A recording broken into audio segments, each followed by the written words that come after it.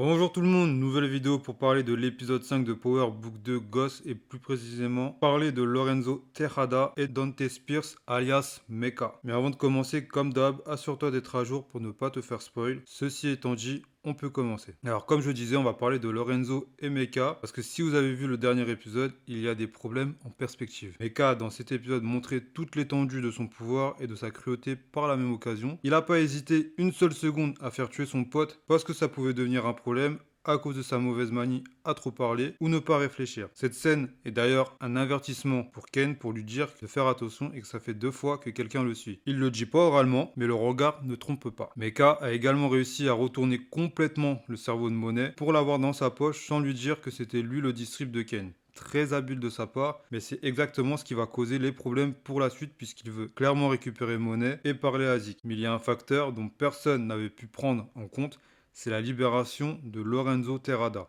Une libération inespérée et qui a été rendue possible grâce à Diana, McLean et surtout à Saxe qui a eu les informations importantes au bon moment pour pouvoir le faire sortir. Donc je disais, il y avait des problèmes à venir et c'est simple à deviner. Lorenzo est de retour aux commandes, les cartes vont être redistribuées et Monet ne sera peut-être même plus numéro 2 et donc il va sûrement vouloir rencontrer son distributeur et il est fort à parier qu'il connaît Mecha. Je pense même que Lorenzo sait que Zeke est l'enfant de Mecha mais qu'il fait semblant de rien savoir. Sa réaction, ou plutôt ses paroles, le montrent à moitié lorsqu'il dit à Monet dans l'épisode 4 « Ça aurait été ma famille, ça serait différent ». Sous-entendu que Zeke n'est pas sa famille, pourtant ça reste le neveu de Monet, donc ça devrait être la famille. Autre fait, Mecha veut Monet, mais ça reste la femme de Lorenzo, donc il se pourrait bien qu'une guerre d'ego pour une femme éclate. L'un qui va chercher à la reconquérir totalement, et l'autre qui va faire en sorte de la garder. En dehors de ça, il y aura aussi une guerre pour le business. De la façon dont je vois les choses, c'est inconcevable que les deux travaillent ensemble, ce sont deux leaders.